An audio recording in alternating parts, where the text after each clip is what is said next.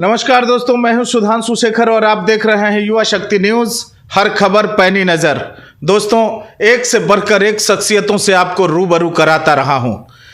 आज हमारे साथ हेरिटेज और विक्रम ग्रुप के चेयरमैन हरिकिशन जी चौधरी हैं, जो शिक्षा का अलख इन्होंने पश्चिम बंगाल में जगाया है और आज शिक्षा का जो स्तर दिख रहा है उसमें कहीं न कहीं इनकी महत्वपूर्ण भूमिका है। कहा जाता है कि शिक्षा ही समाज और राष्ट्र का मूल्यांकन करता है। इन्होंने शिक्षा जगत में एक आमूल-चूल परिवर्तन कर कुछ कर दिखाया है, जिसका लोग उदाहरण देते हैं।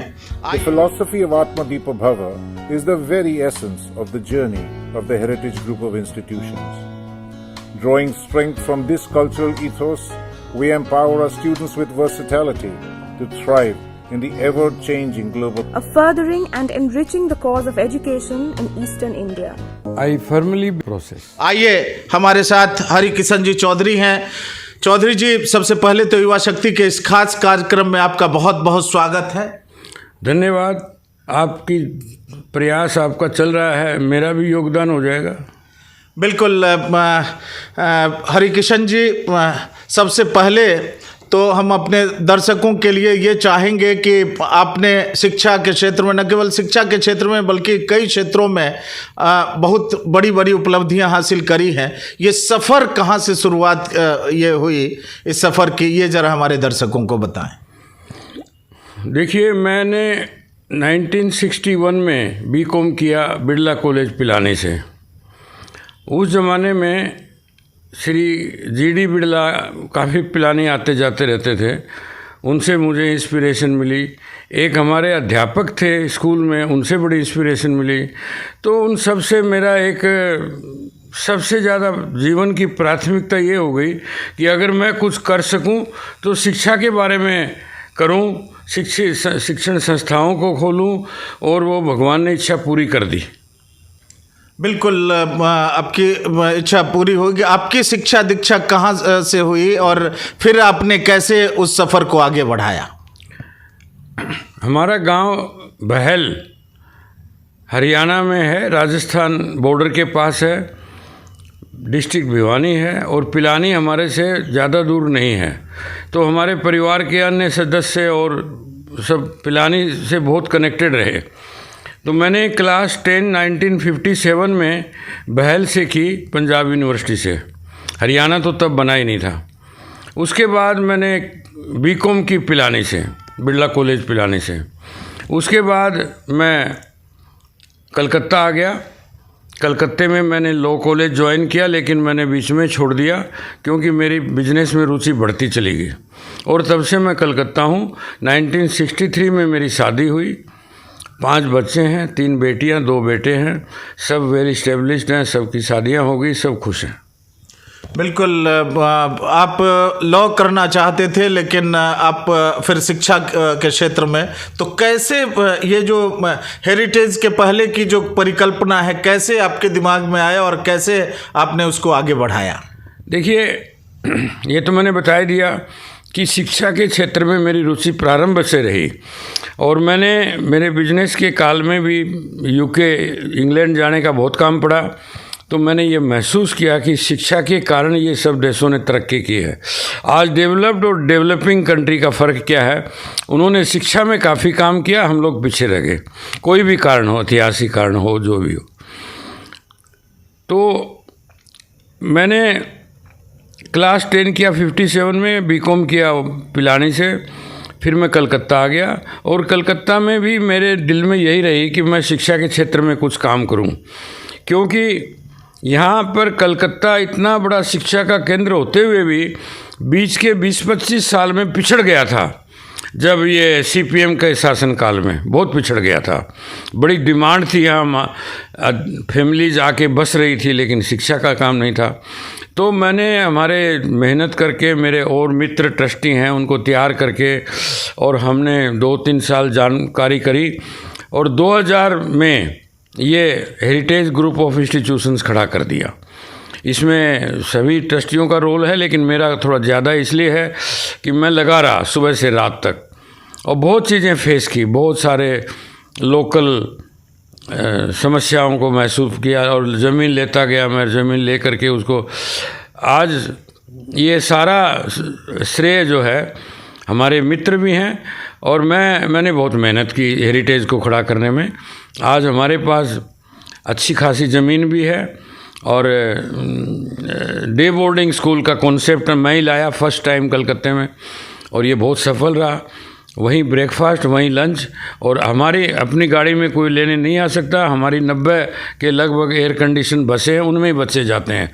पढ़ाई बहुत अच्छी है।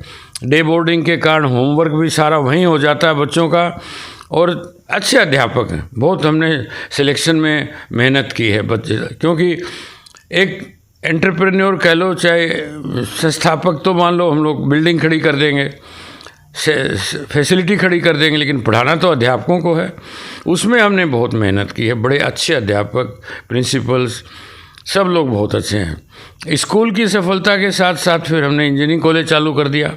इंजीनियरिंग कॉलेज की सफलता के बाद में फिर हमने ये general degree course BA, BCom, BSc ये और लॉ कॉलेज चालू कर दिया।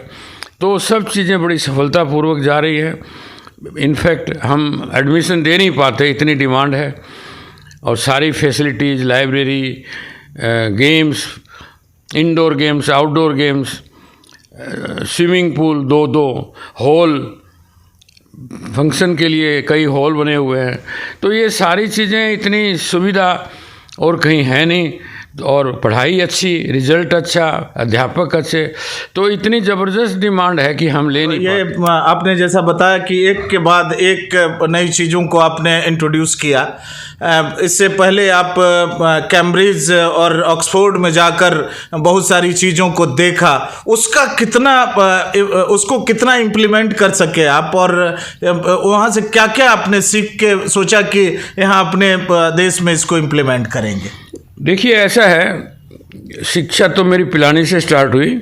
फिर मेरी बिजनेस विजिट्स होती थी बाहर में, तो मैंने महसूस किया, एक तो ये महसूस किया कि इंग्लैंड, जिसकी भौगोलिक शक्ल बेकार है और वो दुनिया पे राज कर गए, तो मैंने महसूस किया, पता लगाया, मेरे मित्र थे वहाँ, अंग्रेज़ भी कई मित्र थे, कि शिक्षा में उन्होंने बहुत ज़्यादा परिश्रम किया। ऑक्सफोर्ड, कैम्ब्रिज बनाई।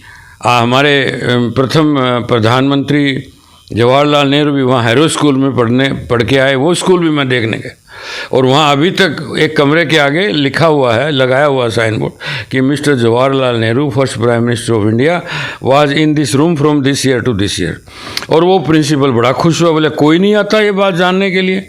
मैंने कहा जी मैं तो थोड़ा शिक्षा में जुड़ा हुआ हूँ, रुचि है, तो हर एक जानता, हर एक जगह से बहुत चीज़ें मैंने वहाँ महसूस की। फिर मैं अमेरिका, मेरा जाना हुआ बहुत दफ़ा। अमेरिका में भी मैंने एक बहुत बड़ी शिक्षा संस्था देखी, उनसे भी मैंने बहुत कुछ सीखा। हर जगह कुछ न कुछ प्राप्त करता गया मैं, जो मेरी रुचि थी कि भी एक अच्छी शिक्षा संस्थान कैसे डेवलप की जाए। और मैंने उससे मेरी धारणा मजबूत हो गई कि शिक्षा के क्षेत्र में ही काम करना है ज़िंदगी में। बिजनेस तो अपना करना ही है, लेकिन बाकी सारी एनर्जी मैंने शिक्षा के लिए लगा दी। वर्तमान समय में निश्चित रूप से आपने बताया कि नई चीज़ों को व्यवस्थित करने में, उसको सुचारू रूप से संचालन करने में बहुत सारी दिक्कतें आती है, आपको भी आई, जिसको आपने बखूबी पार किया। अभी वर्तमान समय में जो शिक्षा का प्रारूप है, और खासकर नई शिक्षा नीति, इसको आप किस रूप में देखते हैं, और बच्चों के ऊपर जो बढ़ रहे जो भार हैं, इसको कैसे कम किया जा सकता है, जिससे हम बेहतर और बेहतर शिक्षा दे सकें और एक बेहतर भारतीय मानव तैयार कर सकें?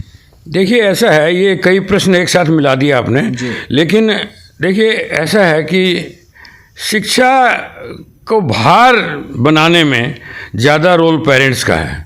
वो इतना पीछे पड़ जाते हैं कि तुमको फर्स्ट आना है, तुमको सेकंड आना है। ये एकदम गलत परंपरा। बच्चे को आराम से पढ़ने दो, सीखने दो, उसको जीवन के सब तरह से उसका व्यक्तित्व का विकास होने दो। खाली किताबी पढ़ाई पर्याप्त नहीं है, उसको गेम्स भी आने चाहिए, उसका शरीर भी मजबूत हो, उसकी जनरल नॉलेज भी मजबूत होनी चाहिए, उसके संस्कार भी मजबूत होने चाहिए। सब मिला कर के शिक्षा एक सामूहिक रूप से मानी जाती है। पेरेंट्स का दोष इसमें ज़्यादा है, कुछ हद तक स्टाफ का भी है, ज़्यादा तौर पेरेंट का है। बच्चे को पढ़ने दो, आराम से सीखने दो, खेलने दो। बचपन को बर्बाद कर दिया इन पेरेंट्स ने। आराम से बच्चे बड़े होते थे, खेलते कूदते थे, बस इतना लोड कर दिया। तो इसकी कोई आवश्यकता नहीं है, इतनी बिल्कुल भी आवश्यकता नहीं है। पूरा 10-10 किलो का बस्ता ढो के ले जाते हैं। हमारे हेरिटेज में तो ऐसा नहीं है, किताबें वहीं छोड़ के जाते हैं बच्चे और अपना आराम से हम उसकी ट्यूशन भी वहीं करा देते हैं, स्कूल ही कराती है उनकी। तो वो चीज़ें एक्सपेरिमेंट की हमने नए सिरे से। शुरू में सबको अजीब लगा कि वहीं खाना, वहीं ब्रेकफास्ट, लेकिन सफल हुआ। इतना सफल हुआ कि आज हेरिटेज में हम एडमिशन नहीं ले पा रहे हैं, इतनी डिमांड है, भयंकर डिमांड। लेकिन ठीक है, एक भगवान ने इच्छा पूरी कर दी। मेरी 2 इच्छाएं थी कि मेरे जन्मभूमि में भी मैं शिक्षा का काम करूं। बहल जो मेरा गांव है, वहां भी हमने आज 36-37 वर्ष पहले काम शुरू किया था। और सारे स्कूल, कॉलेज, 3 स्कूल हैं, कॉलेज है, लॉ कॉलेज, सब कुछ चल रहा है। और इधर समझ लीजिए आप 2000 में हमने यहाँ हेरिटेज को शुरू किया। मेरी एक कल्पना थी भी जन्मभूमि और कर्मभूमि दोनों जगह मैं शिक्षा के क्षेत्र में काम करूं, और मेरी भगवान ने सुन ली। सब उसकी कृपा का परिणाम है, जो दोनों जगह अच्छा काम हो रहा है, सफलतापूर्वक। नई शिक्षा नीति जो आई है उसके बारे में क्या कहेंगे? देखिए, ऐसा है, नई शिक्षा नीति जो आई है उसकी आवश्यकता थी, निश्चित रूप से थी। लेकिन हमको तो हम तो वो जो बताने वाले वो सब चीज़ें पहले से हमारी स्कूलों में लागू कर रखी है। शिक्षा नीति में जहाँ उन्होंने देखा कि भी भाषा का विकास नहीं हो रहा है, पुरानी चीज़ें जो बिना मतलब की, तो वो उसमें एलिमिनेट भी करते जा रहे हैं, उसमें नया ऐड करते जा रहे हैं। वैसे मुझे पूरा नहीं मालूम है कि नया शिक्षा नीति क्या कहती है, पूरा मैं देख नहीं पाया। बिल्कुल। ये इसके अलावा स्कूलों में संस्कारों की जो शिक्षा है, आपने क्या इसको इंट्रोड्यूस किया है? और यदि किया है तो बहुत बढ़िया, अगर नहीं किया है तो इसको किया जाने की आवश्यकता आप महसूस करते हैं?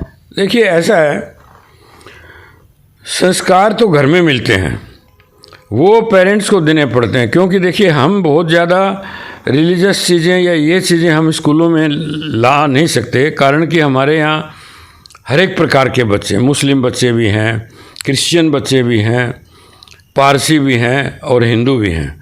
तो जो चीज़ें कॉमन है उसी लेवल तक हम काम करना चाहते हैं, बाकी पेरेंट्स सिखाएं। वैसे हम काफ़ी काम कर रहे हैं हेरिटेज में, काफ़ी एक्सपेरिमेंट किया है। बहुत अच्छे ढंग से प्रार्थना कराना, बहुत अच्छे ढंग से एक्सरसाइज, स्पोर्ट्स की व्यवस्था, लाइब्रेरीज़ की व्यवस्था, लेबोरेटरीज़ की, जो संभव है, जो होनी चाहिए स्कूलों में।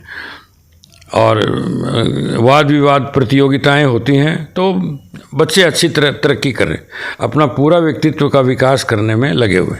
आप तो इतने बड़े इंस्टीट्यूट के मुखिया हैं, ये आज का जो शिक्षा व्यवस्था है वो काफ़ी आर्थिक रूप से बोझिल होता जा रहा है, क्योंकि आर्थिक मानदंडों का भी आधार बनता जा रहा है शिक्षा अर्जन करने के लिए।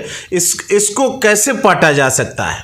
देखिए, ऐसा है, जो सरकार चलाती है उनमें भी सारी चीज़ें हो सकती हैं। वहाँ इतना ज़्यादा गवर्नमेंट का इंटरफेरेंस या सिलेक्शन प्रोसेस डिफेक्टिव हो सकता है, वरना वही शिक्षाएं सस्ते स्कूल भी दे सकते हैं। ठीक है, थोड़ा बहुत जो हेरिटेज जैसी स्कूल है वो कुछ ज़्यादा बड़ी लाइब्रेरी खोल देगी, बड़े कंप्यूटर लैब्स खोल देगी, बड़ा गेम्स का, पर वो इतने इम्पोर्टेंट नहीं है। शिक्षा की जो व्यवस्था है, पढ़ाई है, उसमें एक तो गवर्नमेंट का इंटरफेरेंस नहीं होना चाहिए, दूसरा जो अध्यापक हैं उनका सिलेक्शन तगड़ा होना चाहिए। पढ़ाना तो उनको है, उनको पढ़ाना है, वो तैयारी अच्छी होनी चाहिए। उनको जो आज बीएड करके आते हैं या एमएड करके आते हैं, उनकी वो वर्तमान आवश्यकताओं के अनुकूल उनकी जानकारी होनी चाहिए। बिल्कुल। ये चौधरी जी, एक और जो कोरोना काल से हम सभी ये निकले हैं, और कोरोना काल के बाद ये ऑनलाइन सभी चीज़ों में, उसी तरीके से शिक्षा में भी ऑनलाइन बहुत बड़े स्तर पर ऑनलाइन शिक्षा की शुरुआत हुई। तो ये क्या, इसको आप किस नज़रिए से देखते हैं आगे आने वाले समय में? देखिए, इतना बड़ा समाज है, इतने बड़े आवश्यकताएं हैं, बच्चे सब तरह के हैं, गरीब अमीर विकलांग सब कुछ है। तो ये ऑनलाइन का भी अपनी ज़रूरत है, आवश्यकता है उसकी। जो नहीं पढ़ सके, जो रेगुलर स्कूल में नहीं जा सके, कई कारण से स्कूल छोड़ना पड़ गया, ऑनलाइन का अपनी आवश्यकता है। पर रेगुलर स्कूल की तो आवश्यकता इससे कम नहीं हो सकती। पर जो वहाँ नहीं जा सकते, ऑनलाइन में सीख रहे हैं, ऑनलाइन की भी आवश्यकता समझता हूँ मैं तो। अभी HK चौधरी जी का इंटरव्यू का सिलसिला जारी है। हम लेते हैं एक छोटा सा ब्रेक के उस पार इनसे विक्रम सोलर के भी चेयरमैन हैं, उसके बारे में भी बात करेंगे, इनके पारिवारिक पहलू पर भी बात होगी। लेते हैं एक छोटा सा break. Program and the IGCSE curriculum. These prepare the students for entry into national and global universities. All opportunities are within reach of children from all walks of life. The students are engaged in a plethora of co-curricular activities ranging from swimming to archery, rock climbing to roller skating in the outdoors. Pottery, dance, music and mime satiate the culturally inclined.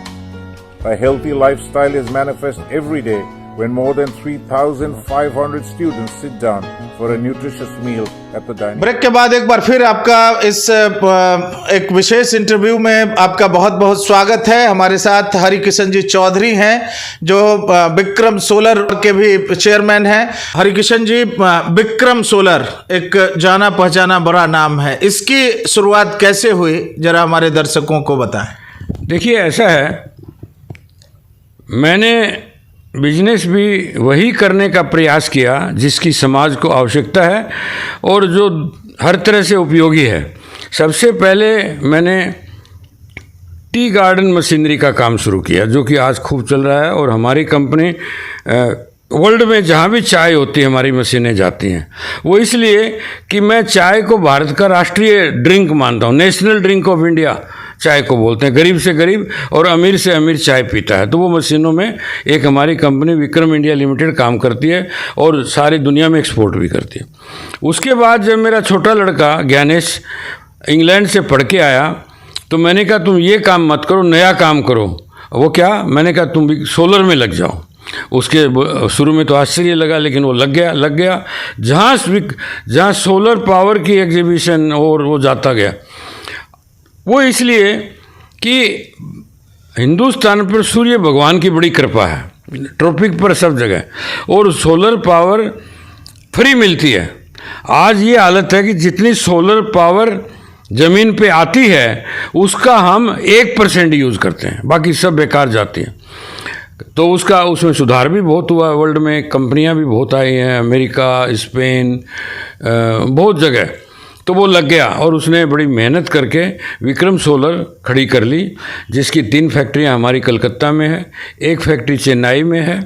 हमारे panels, solar panels America export हो रहे हैं। अब वहाँ भी हमने office कर लिया, वहाँ भी एक फैक्ट्री करने का प्रोग्राम आया है। वहाँ के लोग तैयार हैं, बोल रहे हैं अभी आप यहाँ करो हमारे साथ मिलके। तो वो देखता है। मेरा काम का तरीका ये है कि मैं जो मेरे काम देखते हैं, चाहे पारिवारिक के हों, बच्चे हों या मेरी टीम हो, उनको मैं पूरा पावर दे देता हूँ। तो वो सोलर में अच्छा काम कर रहा है और फ्यूचर अनलिमिटेड फ्यूचर है, इतना बड़ा फ्यूचर है। क्योंकि देखिए, क्लाइमेट चेंज के कारण, ग्लोबल पोल्यूशन के कारण जो एनवायरनमेंट पे इफेक्ट आ रहा है, जो हम कोयला जला के पावर पैदा करते हैं, तेल जला के पावर पैदा करते, इससे बहुत एनवायरनमेंट, ग्लोबल वार्मिंग हो रही है, सब तरह दूषित हो रहा है। और सोलर तो भगवान की देन है, कोई चीज़ पोल्यूशन होती नहीं है कोई। तो वो भी एक बढ़ता जा रहा है। प्राइम मिनिस्टर भी सोलर को लेकर काफ़ी उत्साहित हैं और कई बार उन्होंने कहा कि आने वाला समय सोलर का ही समय होगा, पावर सेक्टर, और इसको लेकर आप किस नज़रिए से इसको देखते हैं? ये बिल्कुल सोलर सही बात बोल रहे हैं वो, और इसका फ्यूचर बहुत, क्योंकि देखिए बिना तेल और कोयले के बिजली बनाने के साधन हैं न्यूक्लियर पावर और सोलर पावर और विंड पावर। तो ये न्यूक्लियर वाला, यूरोप में तो सारा न्यूक्लियर है, तो न्यूक्लियर वाला तो खैर सबसे बढ़िया है, लेकिन वो इतना रिस्की है कि अगर कहीं से जरा सा कुछ गड़बड़ हो गई तो सारा एरिया ख़त्म, जैसा एक बार चेरनोबिल में जापान में हुआ। उसके बाद से हिंदुस्तान तो थोड़ा सा सोच समझ के आगे बढ़ रहा है, तो सोलर में काम कर रहा है, विंड में काम कर रहा है।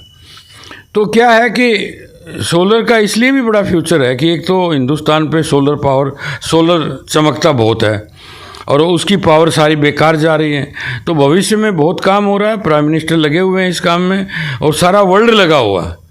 जो क्लाइमेट कॉन्फ्रेंस हुई थी पेरिस में, उसके बाद में ये हुई, कहाँ हुई थी ये, जर्मनी में। तो वो ज्ञानेश भी दोनों अटेंड करके आया और खूब ज़ोर शोर से लगा हुआ है, क्योंकि ये एक सामाजिक सेवा भी, व्यापार तो है ही नो डाउट, लेकिन ये सेवा भी है। अब तो प्राइम मिनिस्टर ने बोल दिया इस बजट में कि रूफटॉप 1 करोड़ घरों में छत पे रूफटॉप सोलर पावर लगेगा जी, और वो उसकी बिजली फ्री 300 यूनिट तक, क्योंकि ये प्रमोट करने की ज़रूरत है। प्रमोट करने से और भी गुंजाइश है, वो थोड़ा सा उसको टीम को, सरकारी मशीनरी को तैयार करना पड़ेगा कि वो लोग इजीली लगा लें। अभी तो बहुत गुंजाइश है, इतनी गुंजाइश है कि ये जो कोयले वाले जलाने वाली और ये बिजली की आवश्यकता धीरे धीरे कम हो जाएगी।